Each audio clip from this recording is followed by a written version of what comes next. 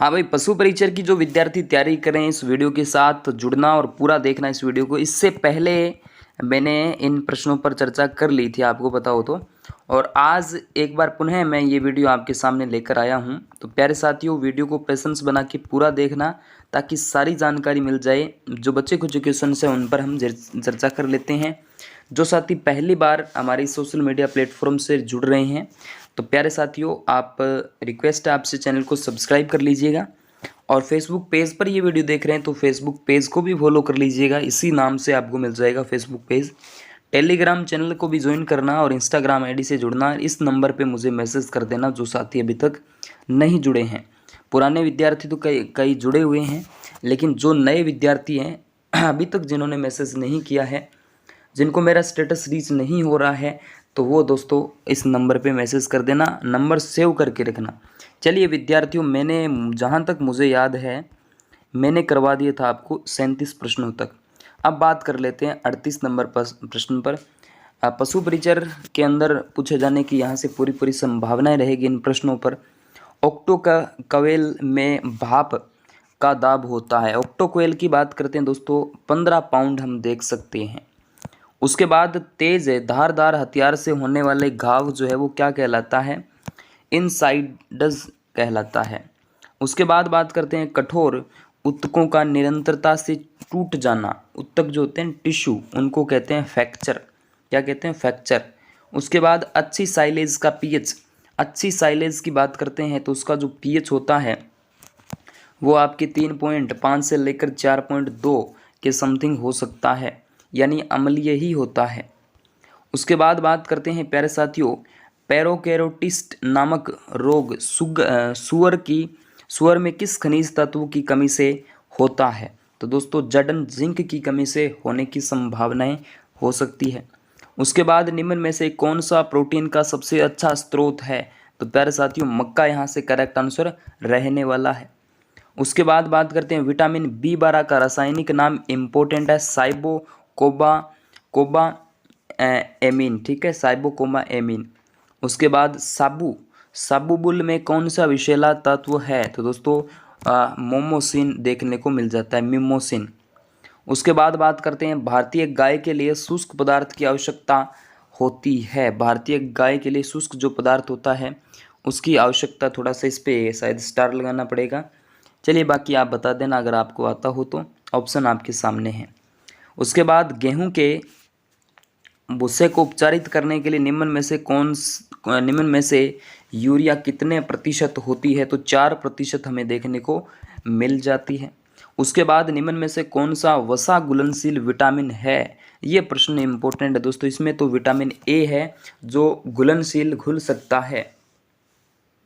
वसा में घुलनशील विटामिन ए और सी, बी और जो डी होता है वो घुलनशील नहीं है। ठीक है।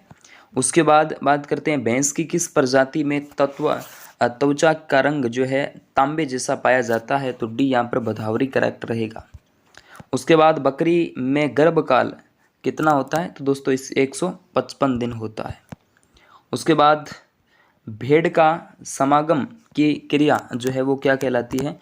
टिपिंग कहलाती है। सुअर का मांस कहलाता है। सुअर का जो मांस होता है वो क्या कहलाता है? सुअर का मांस कहलाता है चेवण कहलाता है बकरी का। तो इसमें भी थोड़ा ये गलत ऑप्शन है दोस्तों, यहाँ पर चिवाण हो सकता है इसमें। चलिए अगला प्रश्न देखिएगा, राष्ट्रीय ऊंट अनुसंधान केंद्र कहाँ स्थित है? तो ये दोस्तों बीकानेर में अंदर है, जोहड़बीड़ के अंदर। उसके बाद डिग्री सेल्सियस और फ़ारेनहाइट में परिवर्तित करने का जो सूत्र बताया गया है वो दोस्तों सूत्र आपके सामने कुछ इस तरीके से रहेगा, F इक्वल टू C/5 × 9 + 32। ठीक है।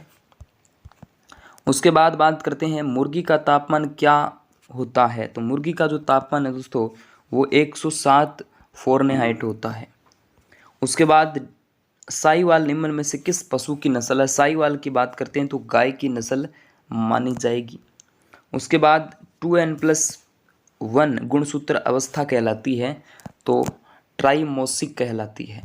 उसके बाद बात करते हैं डीएनए में कौन सा नाइट्रोजन क्षारक अनुपस्थित होता है? तो डीएनए के अंदर आपको बता देता हूँ यूरेसिल अनुपस्थित होता है। डीएनए तथा आरएनए का बनना है क्या है? तो ट्रांसक्रिप्शन है, ट्रांसक्रिप्शन। उसके बाद अनुवांशिकी की भौतिक क्रियात्मक इकाई जो है आपके लिए जीन आ जाती है, gene is the correct answer. उसके बाद बात करते हैं निकट संबंधी पशुओं के बीच होने वाली प्रजनन को हम अंतः प्रजनन कहते हैं। क्या कहते हैं? अंतः प्रजनन।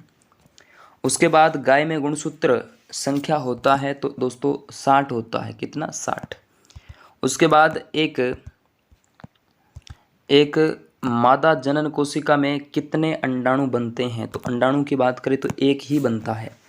निम्न में से कौन सा अनुवांशिकी का जनक है? तो अनुवांशिकी का जनक जो आपके आ जाता है वो मेंडल है।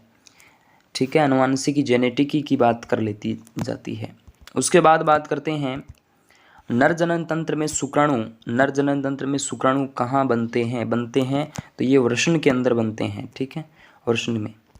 उसके बाद बात करते हैं बकरी में ब्याने की जो प्रक्रिया होती है वो क्या है? तो किडिंग है, किडिंग याद रखना।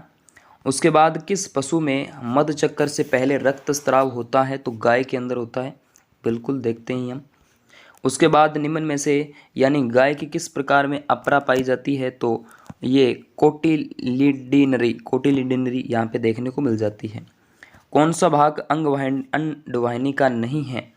तो दोस्तों सर्विक्स नहीं है, बाकी तो है एम्पुला वगैरह। उसके बाद वीर्य में उपस्थित शर्करा का नाम पूछे आपसे कोई तो फ्रैक्टोज बता देना भी, फ्रैक्टोज सीमन के अंदर। भेड़ में मधुचक्र की अवधि कितने दिन की होती है? तो 16 दिन की होती है, मात्र 16 दिन भेड़ के अंदर। दुग्ध क्षरण के लिए कौन सा हार्मोन जिम्मेदार होता है? ऑक्सीटोसिन होता है। सिंपल प्रश्न है, आने की पूरी संभावनाएं रहती है। सर्वप्रथम खोजी गई एंटीबायोटिक पेनिसिलिन है, सब जानते हैं। उसके बाद निम्न में से कौन सी दवा जीवाणुनाशक है? तो दोस्तों एम्पिसिलिन है, एम्पिसिलिन। उसके बाद निम्न में से किस विधि द्वारा जलाने वाली दवाइयाँ दी जाती है? दोस्तों सिरा के अंदर दी जाएगी। ठीक है, सिरा के अंदर। उसके बाद निम्न में से दवा का बुखार उतरती है दोस्तों, तो ये पैरासीटामोल। ठीक है, बुखार। नीला तोता की बात करते हैं तो कॉपर सल्फेट रहेगा, कॉपर सल्फेट। उसके बाद आर्सेनिक का एंटीडोट है तो दोस्तों बाल है। उसके बाद बात करते हैं बीमारी में पशुओं को दी जाने वाली औषधि की मात्रा का अध्ययन जो है वो किया जाता है पोसोलॉजी के अंदर। किसमें? पोसोलॉजी में। एक ट्रांसफोल में ब्रिटिश प्रणाली के अनुसार कितनी मात्रा होती है? दोस्तों इसके अंदर आपको बता देता हूँ, यहाँ से 5 ml हो जाती है। तो कुछ इस तरीके से हमने आज के इस वीडियो में डिस्कस किया। ओके विद्यार्थियों, थैंक यू।